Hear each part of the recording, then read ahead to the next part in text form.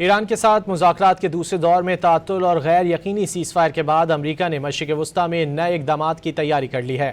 مغربی میڈیا کے مطابق امریکہ نے ایران کی بحری ناکہ بندی مزید وسیع کرنے کا منصوبہ بنا لیا۔ صدر ٹرمپ کی زیر صدارت سچویشن روم میں اہم اجلاس میں ایران کے خلاف مالی دباؤ برقرار رکھنے پر اتفاق کیا گیا۔ دوسری جانب امریکی میگزین دی اٹلانٹک کے مطابق وائٹ ہاؤس اور پینٹاگون کے درمیان دوریاں سامنے آ گئی ہیں۔ امریکی نائب صدر کا موقف ہے کہ پینٹاگون شاید ٹرمپ کو جنگ کی اصل صورتحال نہیں بتا رہا۔ ایران کے ساتھ مذاکرات کے دوسرے دور میں تعطل اور غیر یقینی سیز فائر کے بعد امریکہ نے مشرق وسطیٰ میں نئے اقدامات کی تیاری کر لی ہے۔ مغربی میڈیا کے مطابق امریکہ نے ایران کی بحری ناکہ بندی مزید وسیع کرنے کی منصوبہ بندی کر لی ہے۔ صدر ٹرمپ کی زیر صدارت سچویشن روم میں اہم اجلاس میں ایران کے خلاف مالی دباؤ برقرار رکھنے پر اتفاق کیا گیا ہے۔ دوسری جانب امریکی میگزین دی اٹلانٹک کے مطابق وائٹ ہاؤس اور پینٹاگون کے درمیان دوریاں سامنے آ گئی ہیں۔ امریکی نائب صدر کا موقف ہے کہ پینٹاگون کو شاید ٹرمپ کو جنگ کی اصل صورتحال نہیں بتا رہا۔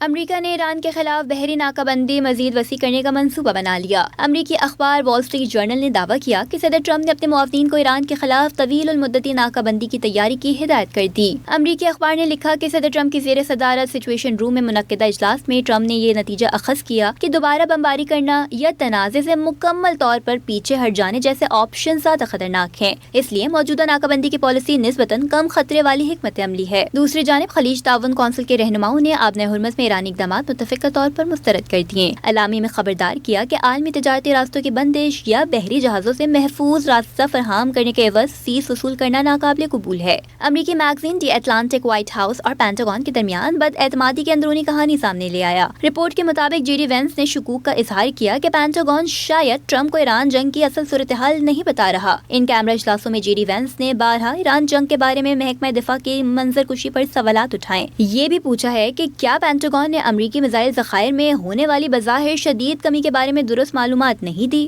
دوسری جانب وائٹ ہاؤس نے واضح کر دیا کہ امریکہ ایران کے ساتھ کسی بھی ایسی جنگ بندی یا معاہدے کے لیے جلد بازی کا مظاہرہ نہیں کرے گا جو امریکی قومی سلامتی کے مفاد میں نہ ہو۔